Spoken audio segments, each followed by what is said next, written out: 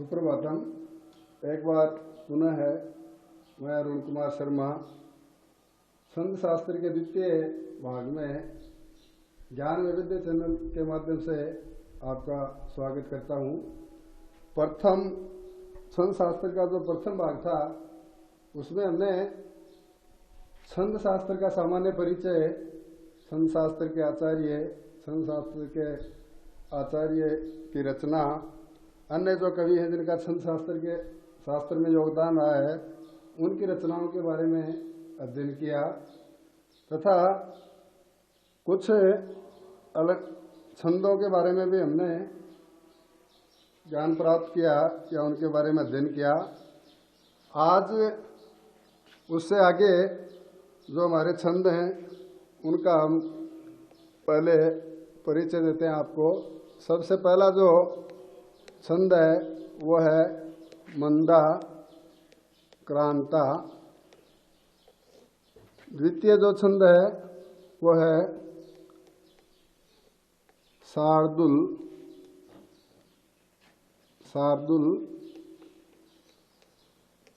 विक्रीडितम। तीसरा जो छंद है वो होगा श्रगधरा और अंतिम जो छंद है वो होगा हरिणी। तो इस प्रकार कुल मिलाकर 4 छंद हम पहले पढ़ चुके हैं। 4 छंदों के बारे में आज हम अध्ययन करेंगे। तो सर्वप्रथम पहला जो हमारा आज का छंद शास्त्र के द्वितीय भाग का जो पहला छंद है वो है मंदाक्रांता। तो सबसे पहले मंदाक्रांता में प्रयुक्त जो वर्ण हैं उनकी संख्या का ज्ञान होना अति आवश्यक है। देखिए, पहले भी बताया जा चुका है कि छंद में जब तक वर्णों की संख्या का ज्ञान हमें नहीं होगा तब तक उस छंद के बारे में हमें जानकारी प्राप्त नहीं कर सकते। तो इसमें कुल मिलाकर 17 वर्ण होते हैं। कितने वर्ण? 17 वर्ण, जिनको सप्तदश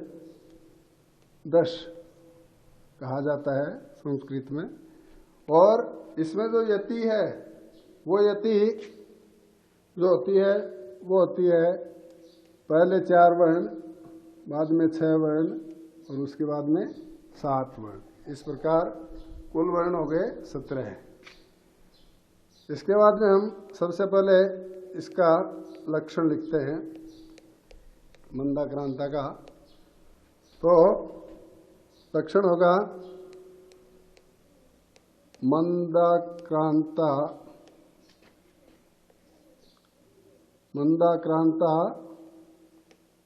अंबुधि रस नगई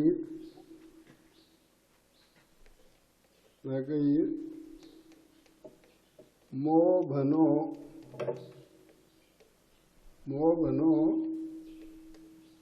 तोग युग्म। इसका उच्चारण हम करेंगे मंदाक्रांता अम्बुधिरस नगैर्मोभनो तोग युग्मम्। देखिए, इसके बाद में कहते हैं कि यस से वृत्तस्य का मतलब छंदस्य प्रतिचरणम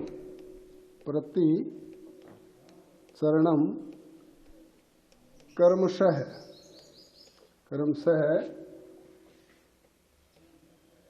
यहाँ से देखिएगा, इसमें जो गण होते हैं उन गणों को लिखा जाता है। तो यहाँ पर पहला जो गण है वो है मगण। कौन सा है? मगण। तो यहाँ क्या लिखेंगे हम? मगण। यानी यस्य वृत्तस्य प्रतिचरणम कर्मशः है मगण। मगण के बाद में नगण, मगण के बाद में नगण, नगण के बाद में भगण, बगण के बाद में ये गणः भवन्ति अन्ते च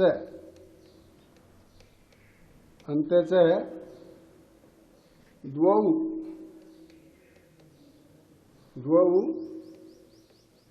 गुरु वर्णौ भवतः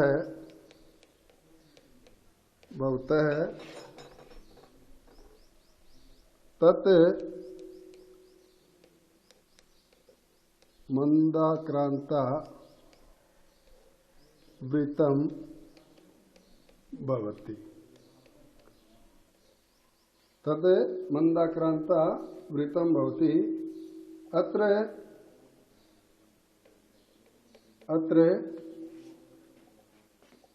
चतुर्भिः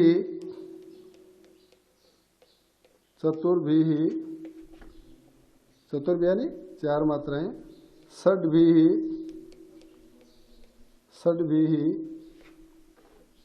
सप्तभिश्च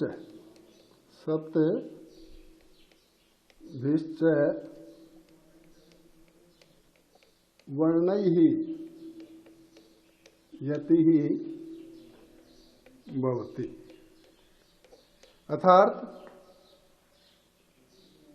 बता रहे हैं कि यस्य वृत्तस्य प्रतिचरणम, यानी जिस छंद के प्रत्येक चरण में मगण बगण नगण ये गणाः भवन्ति, यानी जिस छंद के प्रत्येक चरण में क्रमशः मगण नगण बगण ये गण होते हैं और अंत में इसके 2 गुरु वर्ण होते हैं। गुरु वर्ण का मतलब अंत में जो ये 2 जो दीर्घ वर्ण है, दीर्घ वर्ण को क्या कहते हैं? गुरु वर्ण कहते हैं।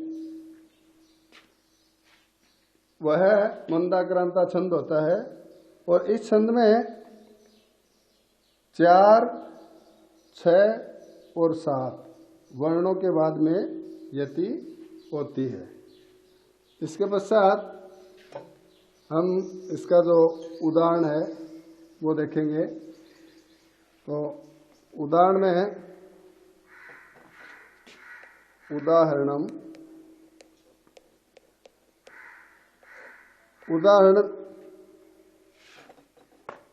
जो है वो है शांताकारं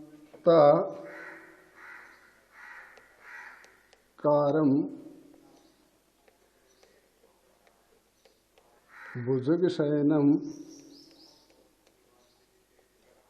शांताकारं भुजगशयनं पद्मनाभं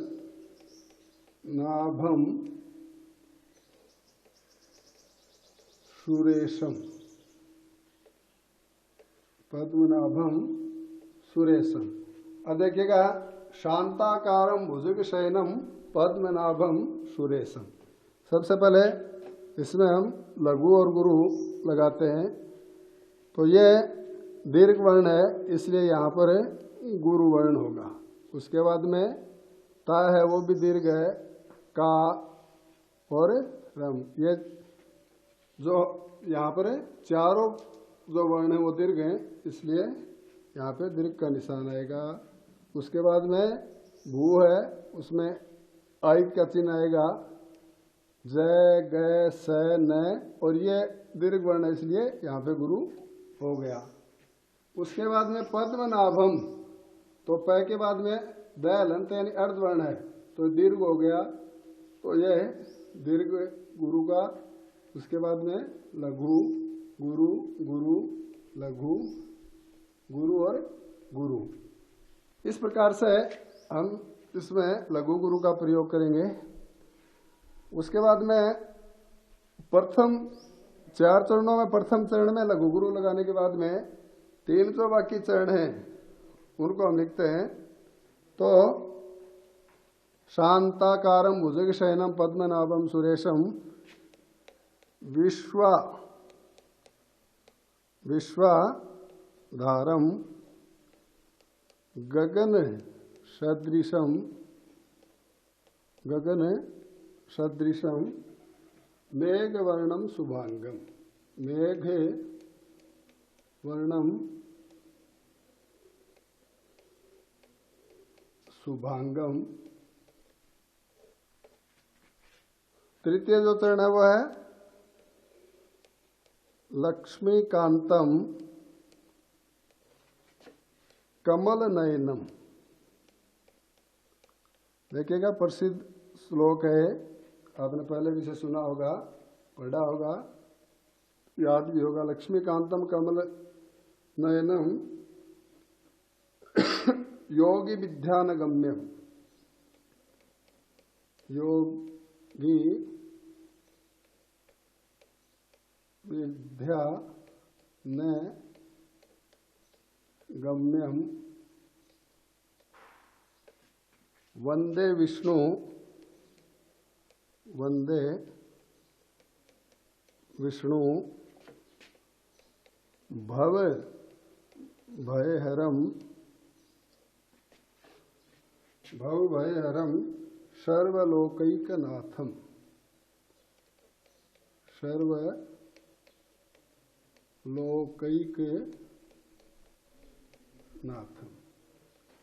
तो ये इसका उदाहरण है। इसके बाद में हम इसका उच्चारण कैसे करते हैं? शांताकारं भुजगशयनं पद्मनाभं सुरेशं विश्वाधारं गगनसदृशं मेघवर्णं शुभांगं लक्ष्मीकान्तं कमलनयनं योगविद्यानगम्यं वंदे विष्णु भवभयहरं सर्वलोकैकनाथम। इस तरह से हमारा जो मंदाक्रांता छंद है वो पूर्ण हुआ। आगे जो दूसरा छंद है वो हमारा शार्दुल विक्रीडितम छंद है, तो उसको हम लिखेंगे लक्षण।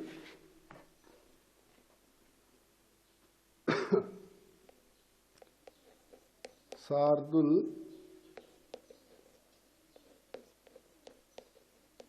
विक्रीडितम। शार्दुल विक्रीडितम जो छंद है उसमें एकोनविंशति वर्णाः भवन्ति, अर्थात 19 वर्ण होते हैं, जिसमें 12 और 7 वर्णों पर यति होती है। इसका जो लक्षण है वो लिखते हैं। लक्षणम सूर्यास्वै यदिमः सजौ सततगा शार्दुल विक्रीडितम। शार्दुल विक्रीडितम। तो देखिएगा, हमने कहा कि इसमें 12 और 7 वर्णों पर यति होती है, कुल मिलाकर 19 वर्ण होते हैं। तो 1 2 3 4 5 6 7 8 9 10 11 12, इन 12 वर्णों के उच्चारण के बाद में थोड़ा विराम, जिसे हम यति कहते हैं, उसके बाद में 1 2 3 4 5 6 और 7। तो इस प्रकार से 12 और 7 वर्णों पर यति होती है। अब इसमें हम लघु और जो गुरु हैं वो देखते हैं। देखिएगा, ये मैं है, मैं से मगण हो गया, से सगण, जैसे जगण, सगण तगण और तैगणा। अर्थात यस्य वृत्तस्य, यानी जिस छंद के यस्य वृत्तस्य प्रतिचरणम, यानी प्रत्येक चरण में प्रतिचरणम कर्मशः, कर्म से सगण जगण फिर सगण तगण और तैगणः भवन्ति। अन्ते च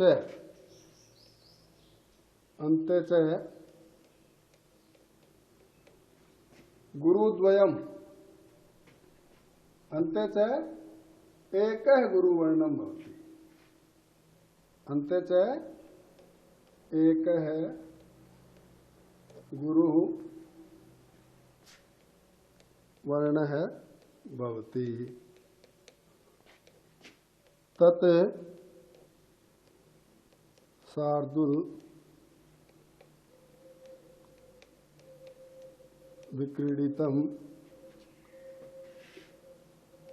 वृत्तं भवति। अर्थात कह रहे हैं कि जिस छंद के प्रत्येक चरण में क्रमशः सगण जगण सगण तगण तगण होते हैं, अंत में एक गुरुवर्ण होता है, वह शार्दूल विक्रीडितम छंद कहलाता है। अत्र द्वादश भी का तात्पर्य 12 है। द्वादश भी सप्तभिश्च और 7 वर्णों पर वर्ण ही यति ही भवति। 12 और 7 वर्णों पर यति होती है। अब इस वृत्ति के बाद में जो शार्दूल विक्रीडितम जो छंद है उसका हम उदाहरण देखते हैं। उदाहरण में हम पुस्तक के अलावा भी अन्य कोई किसी भी सहायक पुस्तक से लिया गया जो उदाहरण है वो भी हो सकता है। जैसे हम प्रार्थना बोलते हैं, या कुंदेन्दु तुषार हार धवला या शुभ्र वस्त्रावृता, वो भी लिख सकते हैं। या फिर विद्या नाम नरस्य रूपम अधिकम, विद्या नाम नरस्य रूपम अधिकम प्रच्छन्न गुप्तम धनम। ये अब इसमें हम लघु और गुरु लगाते हैं तो देखिएगा ये जो विद्या शब्द है ये हमारी जो हिंदी वर्णमाला है उसमें जो शुद्ध विद्या शब्द माना जाता है वो ये है, यानी द और ये दोनों मिलकर दे बनता है। इसलिए इस दृष्टि से यहाँ पर लघु ई की मात्रा है, लेकिन इसमें दे में ये होने के कारण यह दीर्घ हो गया, तो यहाँ पर जो चिन्ह आएगा वो दीर्घ का आएगा और वो क्या होगा, गुरु। ये भी गुरु है, ये गुरु है, ये आई लघु लघु गुरु लघु, ये दीर्घ रू है तो ये दीर्घ हो जाएगा। ये लघु है, ये लघु है, ये लघु है, ये दीर्घ है। वह और के बाद में च अर्धवर्ण है तो ये दीर्घ होगा। छ के बाद में अर्धवर्ण है, ये दीर्घ हो जाएगा। न गु के बाद में अर्धवर्ण है, ये दीर्घ होगा। तम है, ये दीर्घ होगा। द है, ये लघु और ये दीर्घ है तो गुरु हो जाएगा। इस तरह से हम इसमें लघु और गुरु लगाते हैं प्रथम चरण में। इसके बाद में इसका जो दूसरा चरण है वो क्या होगा, विद्या नाम नरस्य रूपम अधिकम प्रच्छन्न गुप्तम धनम। विद्या भोग करी, विद्या भोग करी यश है सुख करी। विद्या गुरु नाम गुरु, विद्या गुरु नाम गुरु विद्या बंधुजनों विद्या बंधुजनों विदेश गमने विद्या बंधुजनों विदेश गमने विद्या परा देवता विद्या परा देवता विद्या चतुर्थ उच्चारण है विद्या राजसु पूज्यते न तु धनम विद्या विहीन है पशु। तो इसका उच्चारण कैसे करेंगे हम? विद्या नाम नरस्य रूपमधिकं प्रच्छन्न गुप्तं धनम विद्या भोगकरी यश सुखकरी विद्या गुरूणां गुरु विद्या बंधुजनो विदेश गमने विद्या परा देवता विद्या राजसु पूज्यते न तु धनम विद्या विहीन पशु। तो इस श्लोक में विद्या के महत्व के बारे में बताया है, जो बहुत ही सुंदर श्लोक है। इसके आगे हमारा जो आज का तीसरा छंद है वो छंद है सृगधरा। सृगधरा छंद है तृतीय सृगधरा। ये जो सृगधरा छंद है, इस सृगधरा छंद में एक विंशति वर्णा भवन्ति, अर्थात 21 वर्ण होते हैं, जिसमें 7 7 7 यानी 3 बार 7 और 7 वर्णों के बाद में इसमें यति होती है। इसका लक्षण हम लिखेंगे तो लक्षण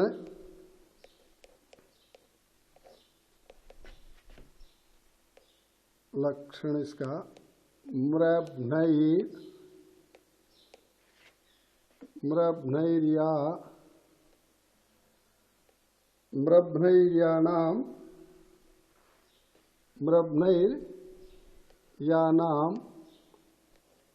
त्रयेण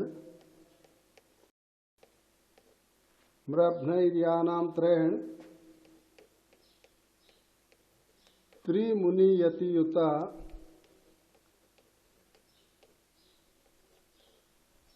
मृभ्नैर्यानां त्रयेण त्रिमुनियतियुता सृगधरा कीर्ति तेय। तो देखिएगा 1 2 3 4 5 6 7 यानी पहली जो यति है वो इन 7 वर्णों पर होगी।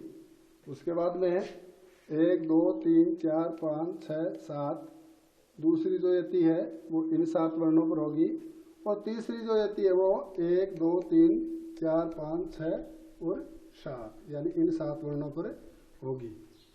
तो सृगधरा जो छंद है उसमें कुल मिलाकर एक विंशति वर्णा भवन्ति।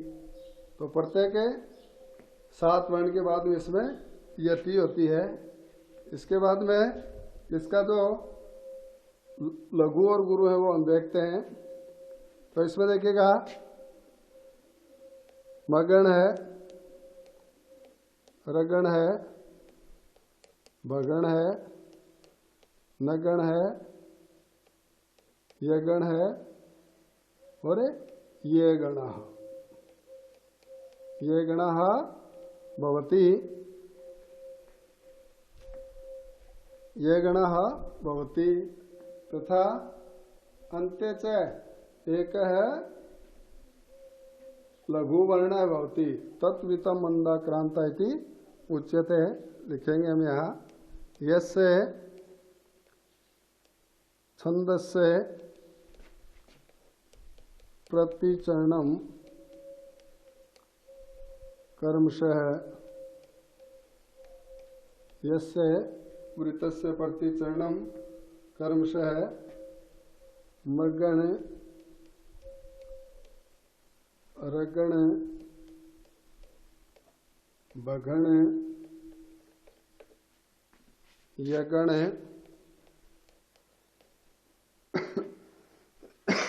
यगण यगण के बाद में ये गणः भवन्ति। रगण के बाद में रगण यगण भवति अन्ते च एक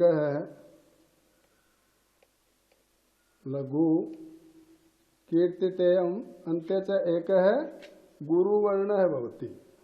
एक है गुरुवर्ण है भवति तत् सृग्धरा छंद भवति। अब इसमें जो यति है अत्र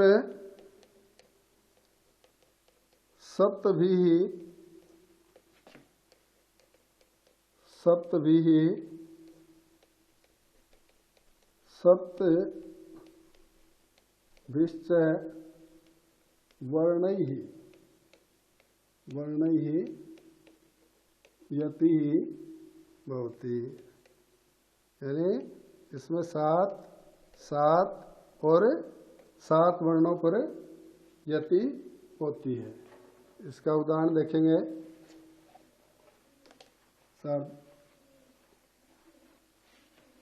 सृग्धरा छंद का जो उदाहरण है वो हम देखेंगे। उदाहरणम या सृष्टि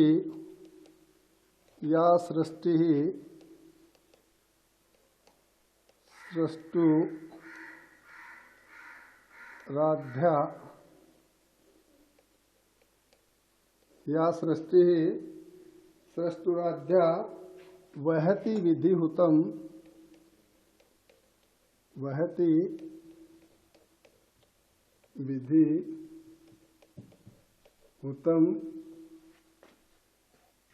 या हवीर्वा च होत्री या हवीर्वा च होत्री। तो इसमें क्या देखिएगा लघु और गुरु हम लगाएंगे इसमें। तो या इसमें गुरु स्त्री गुरु यहाँ पे गुरु होगा, यहाँ पे लघु, यहाँ पे गुरु, यहाँ गुरु होगा क्योंकि ये दीर्घ वर्ण है। यहाँ पे लघु लघु लघु, यहाँ पे लघु, यहाँ पे लघु, यहाँ पे लघु, ये दीर्घ वर्ण है। उसके बाद ये दीर्घ वर्ण है, ये लघु है। हवीर वाह, ये दीर्घ, ये लघु, ये दीर्घ और ये दीर्घ। इस प्रकार से या सृष्टि ही सृष्टुराध्या यानी 7 और 7 पर यति है। तो या 1 2 3 4 5 6 7 पहली जो यति है वो यहाँ पे होगी। या सृष्टि ही सृष्टुराध्या दूसरी यति है वो वहति विधिहुतम, यहाँ पर 7 वर्णों के बाद में होगी। और तीसरी जो है वो यहाँ या हवीर्वा च होत्री यहाँ पे होगी। इस प्रकार से हमारा जो सृग्धरा छंद है वो भी पूर्ण होता है। इसके बाद में आज का जो चौथा छंद है वो है हरिणी। हरिणी छंद है।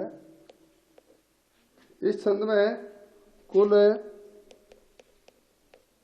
17 वर्णा भवन्ति। कुल कितने वर्ण होते हैं? 17, जिनमें क्रमशः 6, 4 और 7 इन्हें वर्णों पर यति होती है। इसका लक्षण लिखते हैं। लक्षणम, तो इसका लक्षण है नए समय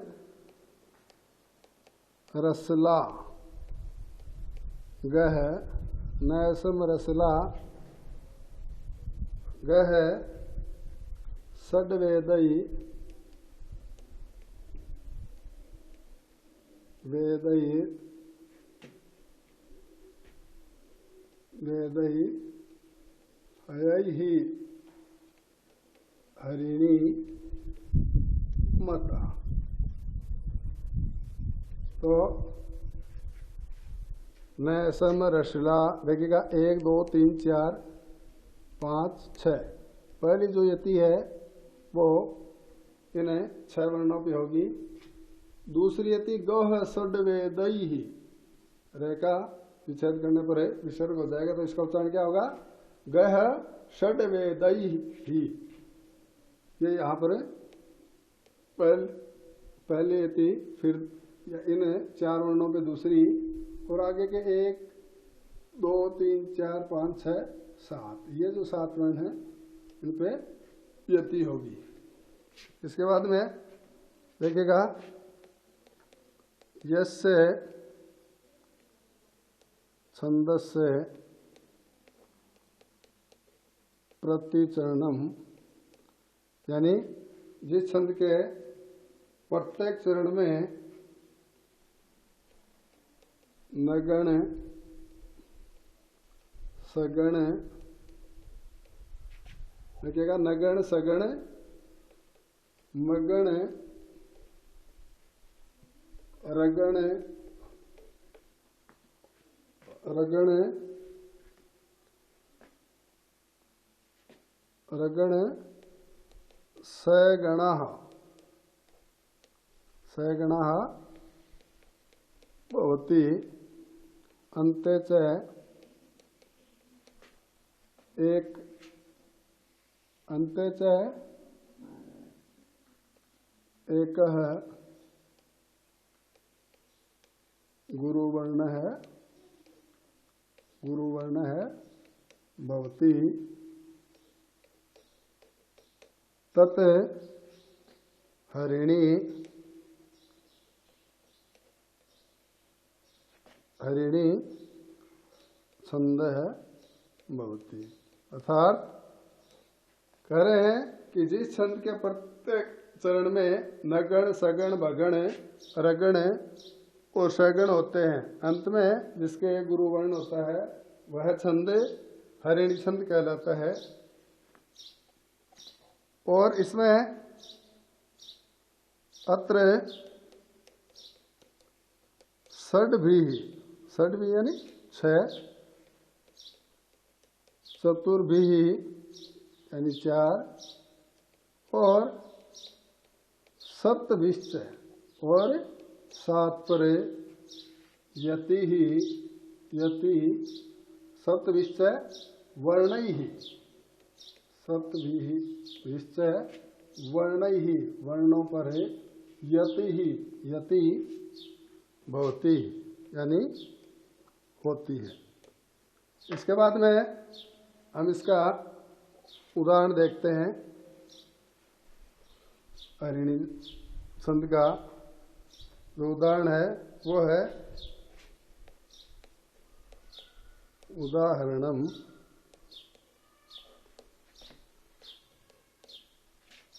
नयसम रचना, नयसम रचना कालम भोगाश्चलम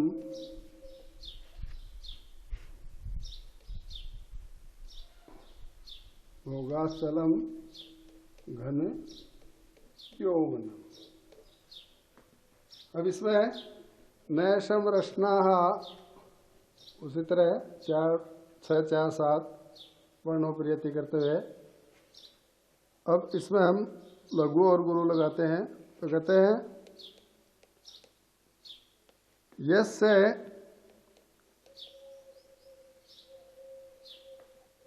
वृत्तस्य, इसमें देखिएगा लघु और गुरु लगाते हैं तो ये क्या हो जाएगा, लघु लघु लघु लघु लघु गुरु, दीर्घ वर्ण गुरु हो जाएगा। ये गुरु गुरु गुरु गुरु लघु गुरु लघु लघु गुरु लघु और गुरु। इस प्रकार से छंद शास्त्र के द्वितीय भाग में जो 4 छंद आपको बताए गए हैं, मैं आग्रह करूंगा कि इन छंदों को आप भली भांति अच्छी तरह से तैयार करें, क्योंकि ये जो छंद है या योग है कि जो छंद शास्त्र प्रकरण है वो न किसी कक्षा के लिए बल्कि किसी भी प्रतियोगी परीक्षा के लिए भी यह सिलेबस का एक महत्वपूर्ण अंग माना जाता है। इसीलिए न केवल कक्षाओं के विद्यार्थियों के लिए बल्कि किसी भी तरह के कंपटीशन की तैयारी के लिए यह जो छंद शास्त्र है यह के उस सिलेबस का महत्वपूर्ण अंग माना जाता है।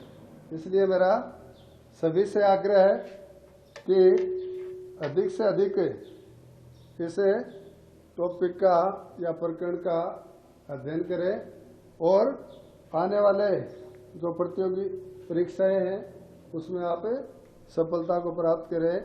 इसी शुभकामनाओं के साथ सर्वे भवन्तु सुखिनः, सर्वे सन्तु निरामया, सर्वे भद्राणि पश्यन्तु।